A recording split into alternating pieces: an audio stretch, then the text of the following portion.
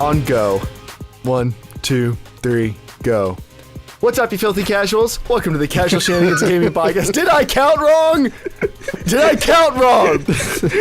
Okay, guys, on go. 1, 2, 3, go.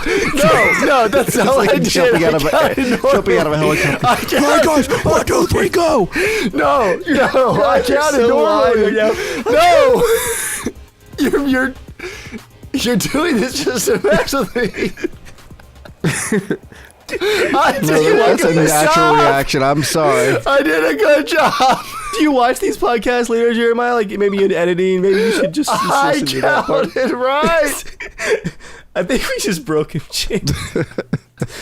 This is the Casual Shenanigans Gaming Podcast, a podcast all about the irreverent love of gaming. And one of your hosts, Jeremiah. Tonight I am joined by Dave and James. Hey guys. Hey. Your extra irreverent co-host. Joel is out this week. Next week is going to be Casual Shenanigans Tech podcast, where me and Dave answer all of your questions about something. James, that is a $135 gel car cushion. I'm sorry. You want to go out and spend $15,000 on a vehicle? You won't spend $100 on your butt? You think I'm only going to spend $15,000 on a vehicle? Well, okay, probably you wouldn't, but Jeremiah, did you know how affordable? Like did you know how affordable Porsche Cayennes are? For 12 years or so, your butt is forever. Take care of it. My butt is forever, I guess. Anyway, you can stream the show live on YouTube Thursday nights at 8 p.m. Eastern Standard Time, or you can catch us later on YouTube as well, or iTunes. So it's interesting. YouTube viewership has stayed about the same. You know, it goes up, it goes down. Certain episodes are duds, and then some episodes are like big hits for unknown SEO reasons that honestly Google probably doesn't even understand and would never explain to us even if they did. But on iTunes, we've been actually, it just keeps creeping up, or RSS/iTunes just keeps creeping up over time, which is pretty cool. So thank you to all of our new listeners, and thank you to Dylan. Dylan just pledged to us on Patreon. Pledging to us on Patreon. Doing a voice. Well, we'll do a voice in a minute. But okay, cool. James, you'll do it. I'm not doing a voice. I got a voice for you to do. I can't do voices. Dave will do it.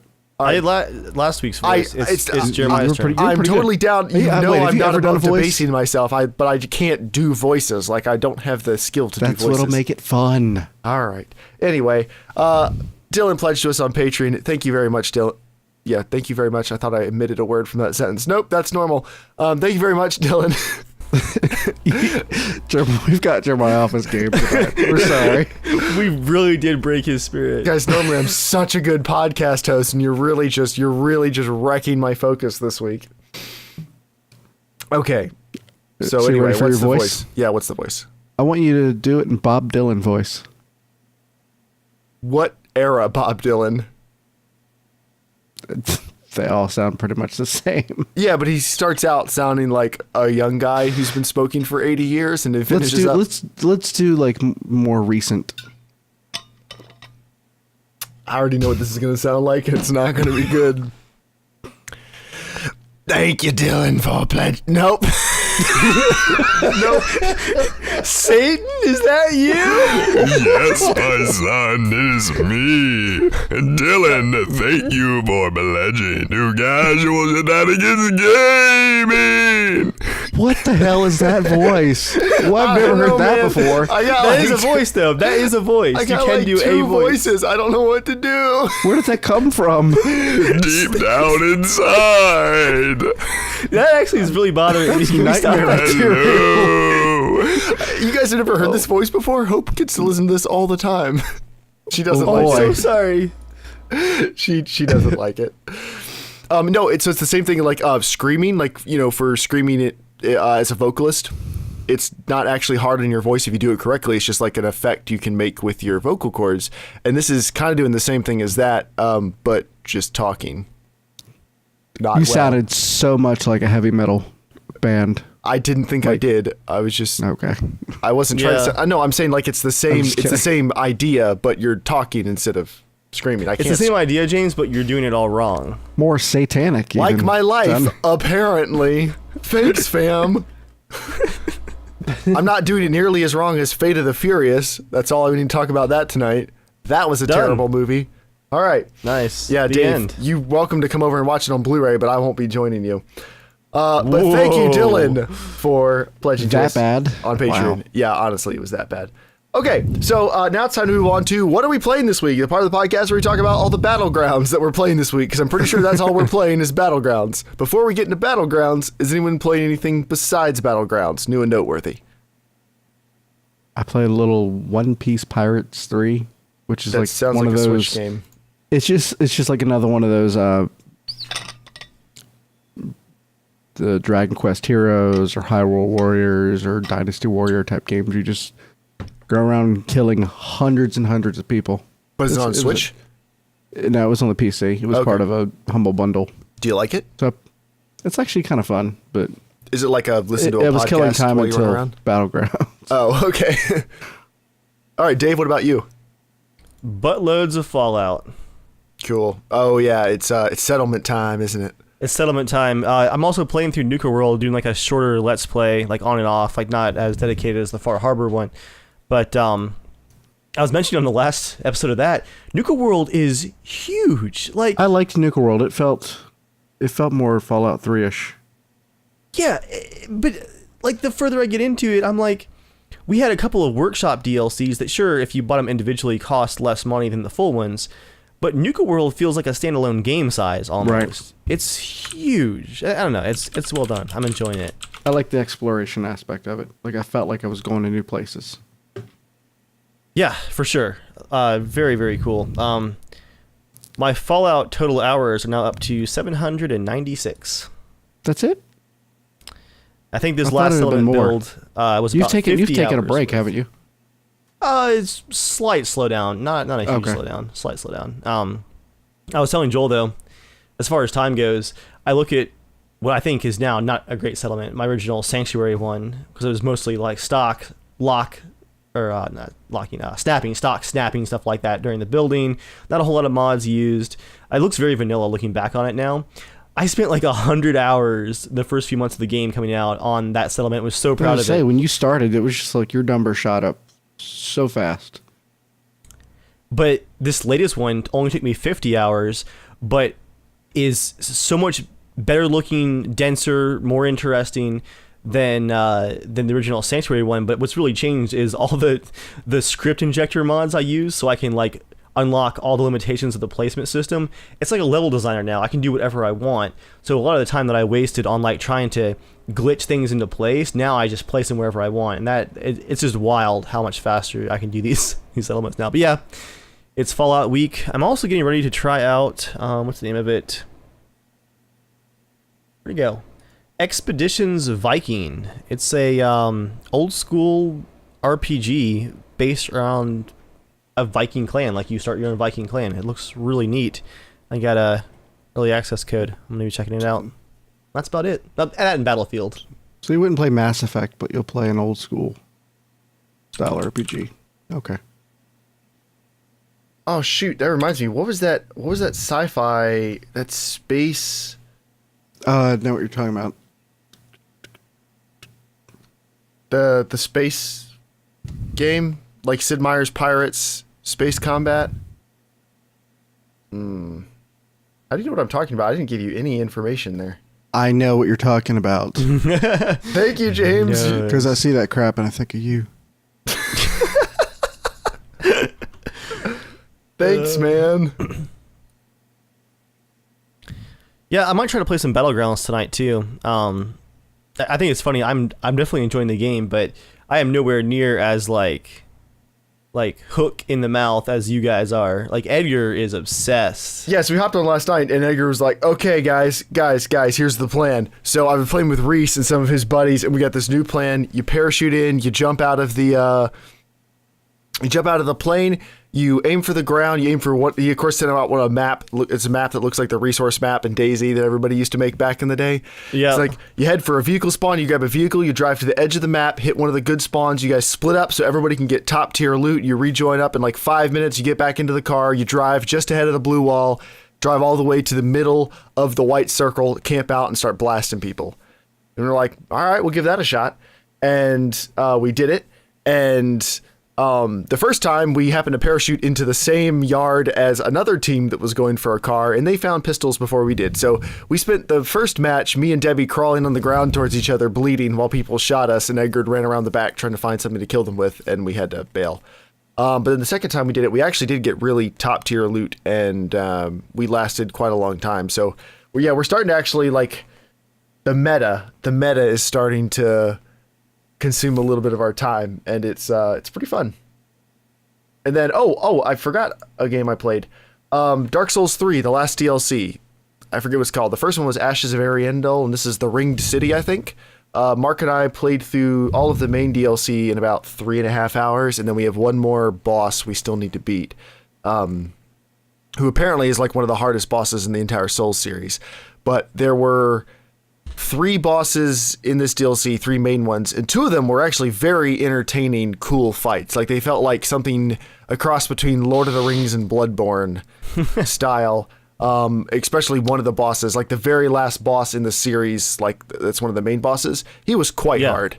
It was one of those ones where like they're just moving just fast enough that you never feel like you have a moment to actually relax or anything, and you're kind of on your toes the whole time.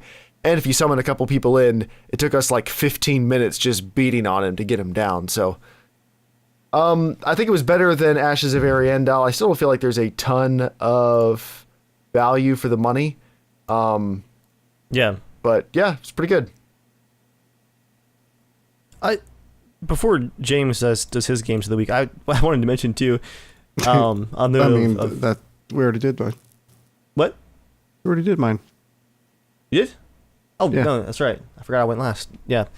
No, Battlegrounds. Before Dave does his. I had an animated discussion with Joel this morning about the Battlegrounds patch notes. Actually, that's exactly how it went, James. Were you there? Just the robot arms. I think it's interesting. This is, I don't know, like my 9th early access game. People are freaking out over the patch notes. Like, this is amazing. I've seen it on Twitter. I think a few people in our group have had that same reaction. And like, don't get me wrong, the patch notes look great. But I think it's really funny that everyone's so excited because the first month of an early access release, it's all the stuff that they were working on before it launched. H1Z1 had a crazy 1-month patch. DayZ had a crazy 1-month patch. DayZ, they were doing major patches like once a week for the first. We were like, oh my gosh, early access is great. This new early access concept is a fantastic idea. Look at all this support, you know. Miscreated, Prison Architect, like every early access game has burst of activity, and a big burst of activity is going to come after a retail launch because there's stuff that they were working on that they put a hold on, a code freeze to get a version out to the public. And to be honest, I don't think this patch even looks like mind-blowing. It's a lot of great stuff. It's a lot of like, we added sidewalking animations. Like, okay, that was something they were probably working on. So when you're crawling, you don't just have to crawl forwards and backwards. Now you can crawl left and right. Like, it's a lot of just very expected stuff. But I think that list is going to shrink. I'd be much more excited about this patch notes if it stays this good, normal sized 3 months from now. But yeah, I had a very animated discussion with Joel about it because, DayZ now is at a glacier pace where they talked about on their devlog this week. DayZ's devlog. Did glaciers move backwards ever? Well, that's the thing they were saying there, like on their devlog, like, the new language for DayZ is done, and they're writing all the new stuff in the new language, which means their game designers haven't written any new stuff for the game mechanics in the old language in about 6 months now, which means that the branch of DayZ that everyone's playing is getting like visual updates and bug fixes, and that's about it until the new language is pushed to that build, and then all these new modules for player movement, zombie mechanics, all of that is released to the public. It's like a giant code freeze. So like their devlog is basically, look guys, we're working on stuff, but it's not in the right language, so you're not going to see any of it anytime soon. And I get it in comparison. Battlegrounds is like it's going crazy, but I just want people to remember, like, every early access game has that out the door burst of activity, and don't get excited just yet. But as Joel did point out very fairly, the game is on a very good foundation out the gate too, which is going to help it maintain that in the future. And to answer your question, Mr. Crutches Bob, Daisy has been in early access for 3 years now. Over 3 years. So. And that's a weird game, too, because it was a mod for a long time. So that kind of adds to the life of... It was a mod for a year and a half, and then it's been in early access for over 3. So, I mean, it's been over 5 years. I mean, it's kind of like early access. A little bit. It's like framework prototyping. You get to play it's like playing the whiteboard outline of the game. Except it worked better. Oh, just kidding. Parts of it worked better. By the end, it worked better. Oh man, the desync those first few months when all the central servers were struggling. Oh, the servers were garbage back in the day.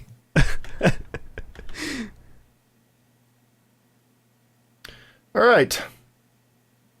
You guys ready to talk about some news? See, that's all we have left, yes. James? Sure. No, I mean like news time.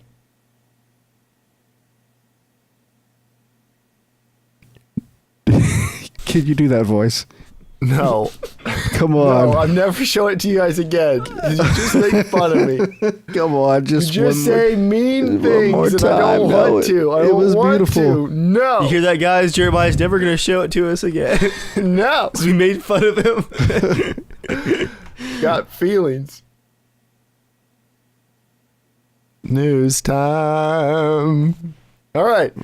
Acceptable. So the Acceptable. Radeon RX 580 and 570 have released, and well, they're not really any different from the 480 and the 470. They are so not different that you can actually BIOS flash a 480 to be a 580, and your system will recognize it as a 580.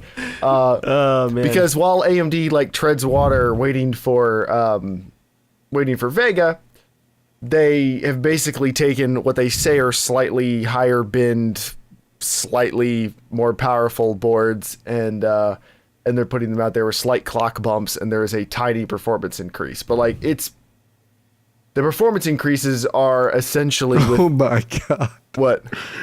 I just saw probably the most clickbaity headline ever about the AMD Vega. What did it say? Let me put it in. I want you to experience it first. Yeah, it's pretty much like it's one of the smallest, most nothing upgrades I think I've ever seen. So I honestly don't even know why they did it. Like it's less interesting even than the whole KB Lake upgrade. Like the move from Sky Lake to KB Lake was 5% in a lot of cases. Like it was pretty much slightly higher binned chips with slight megahertz bumps, and this is not even really that. AMD. Yeah, I didn't hear about it till it like launched. There was like no build up or anything. It was just, oh, this is out now. Do you want to read the headline?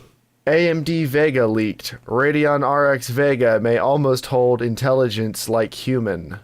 Hold intelligence like What human. does that even mean? Do they mean human-like intelligence? Headline writing bot? That editor almost hold intelligence like human. Yeah, that doesn't even make sense. All right, well, anyway. My next news item, this is actually really cool. So, in Battlegrounds, there are frying pans. Like, there's machetes and frying pans. And are there any other melee weapons that you guys have noticed? Sith and machete, I think. Okay. Crowbar? A scythe, you mean? Scythe. Okay. No, Well, Sith Lord. You No, can't I remember meant that's what I was that. wondering. I was I like, meant I don't crowbar. think I saw any Sith. Oh, yeah. Okay. So, anyway, so in the recent Battlegrounds patch, and by recent I mean it came out today, frying pans now block bullets, and they even make a clang noise. So it can block shotgun blasts. It can also block while it's in the hand, making a tiny shield. It blocks from both sides, etc., etc. Like, it's really, really cool. Just make sure it's in front of your head when you get headshotted.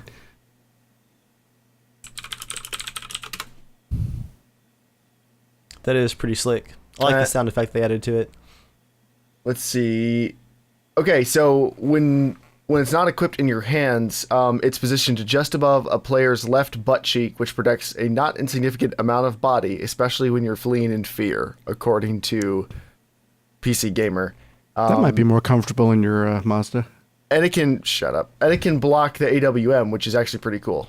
So It does block a smaller amount of space on Jeremiah's character, unfortunately. Not that Especially anybody's looking anymore. Yeah, there's in certain regions it blocks less. Can't hear you.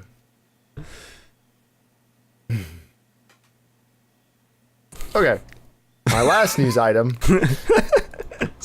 AOC, who I don't believe is known for incredible monitors, but they say they have a new monitor coming out. It's a curved 4K 60 hertz monitor.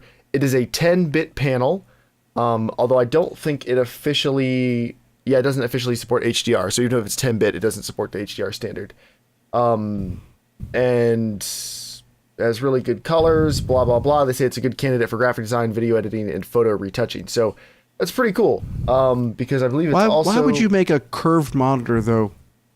Like, geared, like 10-bit, geared towards, like, graphic design and stuff like that. Well, it's a slight curve. Like, it's not a hyper-curved monitor. I agree with you, though. Like, it's going to be a little bit of weird unless you're doing the type of design that doesn't require absolute perfection. Yeah, if video editing and photo retouching. Stuff, but if you're, like, designing logos and... It could be like odd, that. yeah. It could be odd. But it has a built-in USB 3 hub and DisplayPort 1.2, HDMI ports, and even a VGA port. And it's on sale at Amazon for $850, which for a 40-inch 4K monitor that's really good quality, that's actually not a bad deal, although it's an AOC, so I don't know if it's actually going to be good quality. That's a good point, James. I hadn't thought about like trying to do 3D design, like in 3ds Max on a curved monitor. All your stuff is like this. It's like squished in. That's gotta play with your head some. That would be awful. Jeremiah, could you get a louder water bottle for the podcast? Everything I Traded do his is keyboard loud. for a wild water bottle. Everything I do is loud, Dave. I have a special message for Shane. I totally redeemed my free game code for a copy of Wildlands. Suck it. All right, Dave, what are your news items? Man. First up, speaking of Wildlands and sucking it, new DLC's out for Wildlands, and the community is in an uproar. Surprise, surprise. I actually had no idea this was even out. I haven't played in a few weeks. From what I understand, it's kind of like the Mafia 3 DLC, which also is not reviewing well. It just came out, where it's a standalone, short, story-based DLC that reuses a lot of content in like a focused way to kind of stretch the story of the game. You're forced to make an entirely new character, which starts at level 20. You don't have access to all the weapons you've gathered. There are new guns in the DLC, but they're all just named special versions of guns that were already in the game. So like instead of the AK-47, you have the AK smiley face edition or whatever. Wait, all your skills are reset. It's not like the actual AK smiley face edition, is it? Oh, they have some pretty funky guns in the game. All right. Yeah, I mean it's Narcos. It actually kind of fits in. It's not the worst thing in the world, but again, it's just special versions of guns that are already there. All of them apparently are like that. There's no new unique rifles that aren't based on ones already in the game. All skills are reset. It uses the same map, kind of obviously, but it just closes off sections of it. So it's like new DLC in the same map, but now you can't go to all of it. It's also very driving heavy with a bunch of new vehicles, and of course the driving in the game is really awful. So it'd be like Hardline releasing a new exciting racing DLC. No thanks. And here on IGN, no, this is on PvP Live, talk about any semblance of the gritty world of Ghost Recon universe was torn down by the flashy muscle cars, monster trucks, and nitro boosts. It sounds like a Fast 8 movie. I was about to say though, like Wildlands is not that gritty. Like it takes itself seriously sometimes, but it's also kind of campy. So I don't know. So what is the point of the DLC? Like, I think you're playing as a narco for like a few missions or something like that. how much is the DLC? Let's see. I assume it's on Steam. Let me look. But yeah, there's talk of like a community like protest where like they're not going to play it for a day, which that's the thing apparently. Season pass. Sorry, what was your question again, Jeremiah? How much does it cost? I don't see the individual option to purchase it, but the season pass is $40. And has there been any DLC yet? Just that Narco Road DLC. Wow, the Steam reviews are ripping it. The first DLC basically takes the weakest points of the game and puts them on blast. Well, there you have it. So yeah, that's what's going on with Ghost Recon Wildlands. I'm going to do a commentary about it probably in the next couple of weeks. I got some thoughts. Isn't GTA finally coming out with more DLC too, or more content? Well, Like, how GTA Online? Yeah. How are they still making stuff?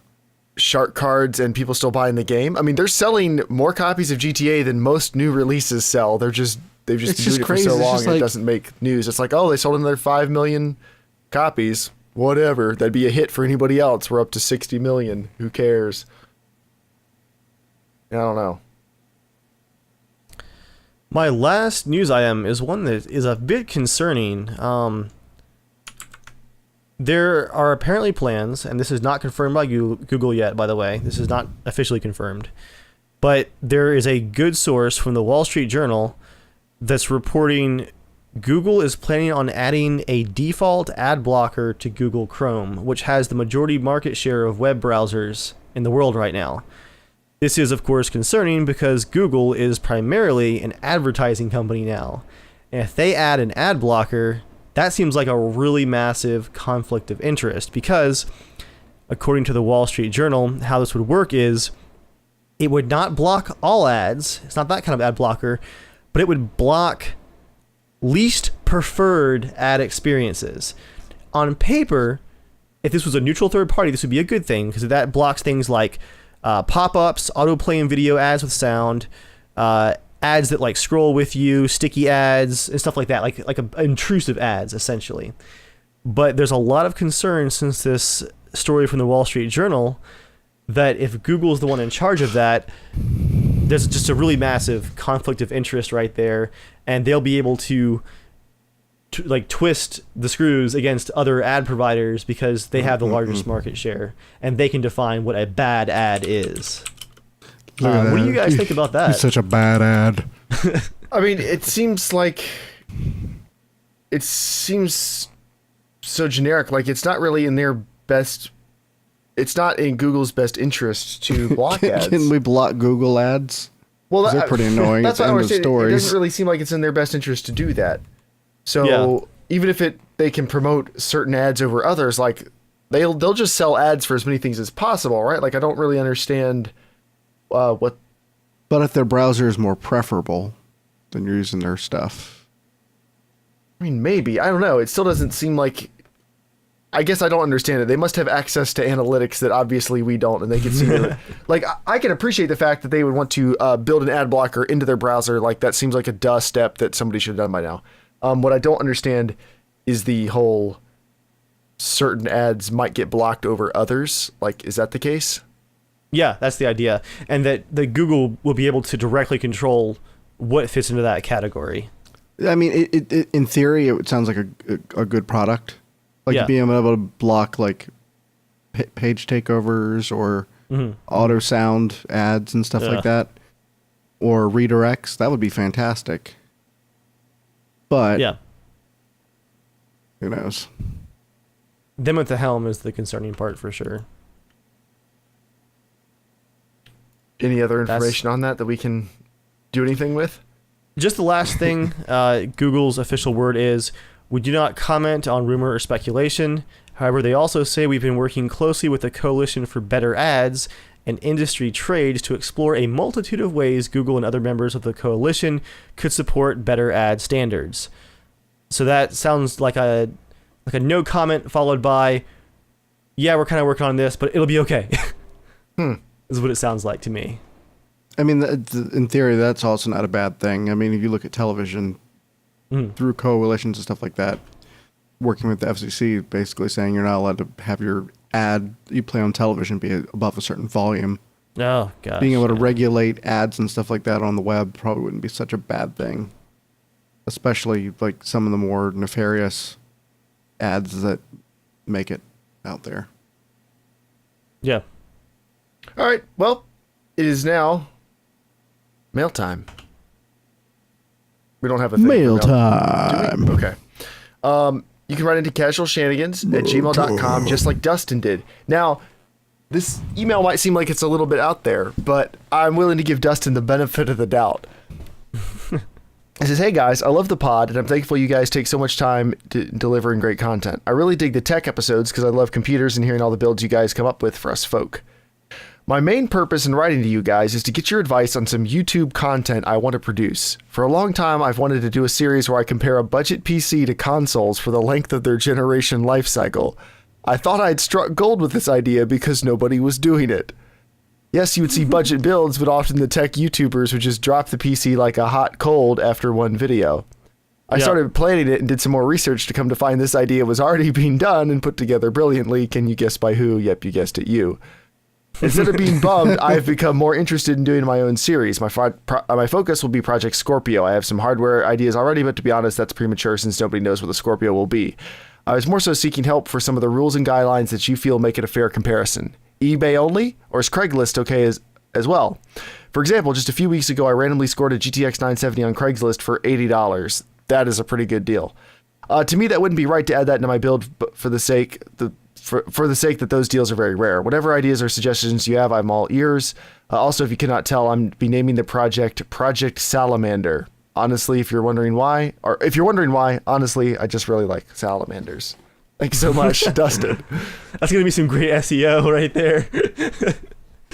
So I'm willing to go with him. The whole like he actually wanted to do the exact same idea and just had never heard us mention it on the podcast. Like I'll give him the benefit of the doubt.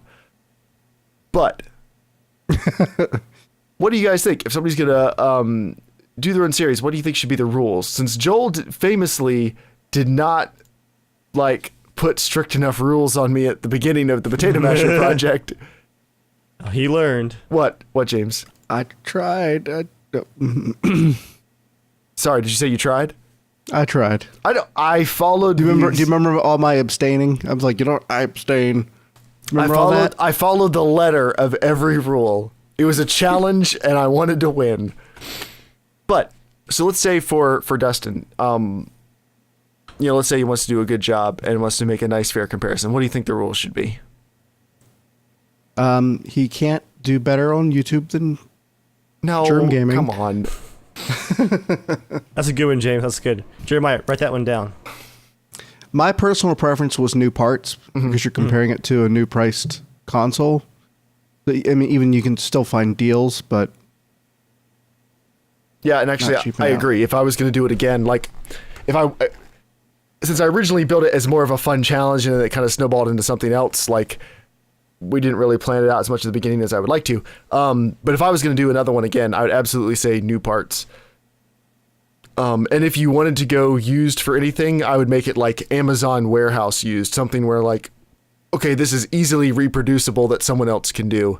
Or like refurbished straight from the manufacturer or something that like is going to be available on a semi-regular basis. Yeah. If you want to make a particular point about how awesome deals can be or something. But yeah, there's so many awesome budget parts that have come out since I started the series that I don't think making it out of new parts would even be that bad these days. So Jeremiah, remember that time we thought that the Potato Mashers graphics card deal would be like the new price point? Like, this is a great deal, but I'm sure they're going to be like this all the time pretty soon. Yeah. And it was like a year and a half of like you stole this graphics card from a poor college student. Like, there's no way you got this deal. It's like it was brand new from Tiger Direct. Came in a box. Why do you lie? I would also say if you don't own a video recorder, start saving up for a 4K one. I'm really hoping there are some affordable 4K recorders that come out soon because I would very much like to get one. It's a little bit frustrating to be trying to do good reviews and staying under the cost of a decent recorder. I would also say, I'm curious to hear you guys' opinions. I think if I was going to do another build, I wouldn't necessarily try to match a console dollar for dollar. I would try to just make a good build in generally that price range, and then I have an idea where I want to track the exact money it costs to play on both of them. So it's not a like build once, never touch again thing. It's in the same way that if my controller wore out, I got a better hard drive for my PS4, like, well, that's just something I would do. In the same way, Right. like, if the PC needs more memory, or it turns out that I picked the wrong graphics card and a different one is way better years later, like, there should be some sort of mechanism where you can make a more realistic decision and then just track, like, how much money is that actually costing you. Yeah, it makes sense. I think for a long-term something project that would be especially. cool, having a money tracker. Mm-hmm. So for your first video, say I spent $500 up front, and then the next video include the cost of the game, and then include just keep including those costs to compare, because if you're getting the game on the PC for $30, then paying $50 on the console version, that's gonna add up, and you can show in like a year's time your total that you've invested in it Yeah. to have the similar or better experience on the PC. Right, and that's actually kind of the direction I'd like to take it with a new one. If I ever do a new one, it would be that is. Did you write this email? No, I really didn't. And that's the thing is, like, it almost seems like a joke, but the guy seems to be sincere. So, like, I want to give him the benefit of the doubt. It seems like such a bizarre scenario, though, that somebody would have the same idea who listens to the podcast that somehow hasn't heard us mention it, and whatever. But Is that a confirmation of a new series, Jeremiah? it definitely is announcement? not. It isn't. Oh, announcement! You guys heard it here official. first. Casual Shenanigans Gaming. It's not. So there's that. All right, Dave. I think it's He now. also said he wasn't going to buy a new phone, but whatever. Now, Dave, correct me if I'm wrong. Kill yourself. Correct me if I'm wrong. Okay. It's now time for the comment of the week, a part of the podcast where you guys go find people who say mean things like you guys do, but they do it in the comment sections on Dave's videos. You are correct. Oh, I For do once. it there too. Our comments of the week actually all come from this week's Fallout Nuka World video. This first one, I actually just think this too. Someone just commented, "I'm honestly surprised his save game hasn't corrupted yet." Bethesda's engine, the creation engine, has come a long way. What I have done to that poor game, like, I was expecting my save game to corrupt after the first settlement build, let alone, man, like a year and a half of building them now and pushing them further and further every time. Like, Wait, the amount let me of, ask you a question before you move forward. yeah, Do you keep backups of your save files? on Dropbox and OneDrive. Yeah, I have like I 7 figured you gigs did. of Fallout saves backed up. Wow. I mean, I've gone as far as like literally using third-party fan tools to edit my save game files to like remove settlement cells to and from them. Like, that is pushing the game to an extra level, like hex editing save game files. The creation engine's just like, you remove stuff, I see you did that. Do you want to continue? Alright, we're fine. It's surprisingly powerful. I won't name this person because this made me facepalm really hard, but on a Fallout video from a few months ago, I got this comment on a settlement build. "Where did you build this?" The title of the video was "Factory at the Mechanist Lair Settlement." Where did you build this? Come on, guys. And the last one, also a comment on my Nuka World video. "You sound sad." And that was it. It had like 5 thumbs up. I'm like, I don't know, maybe I sounded sad. That's the worst, is where it's some random comment that you don't understand. It has a bunch of thumbs up, and you're like,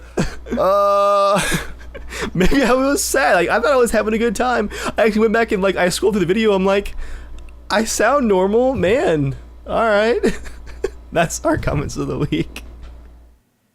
Sorry to bore you so much, Jeremiah. I'm with sorry. my content for the podcast. I can't control it. It's unconscious. We're doing a little bit of a shorter episode this week. These guys have got a lot going on. We have to play more Battlegrounds.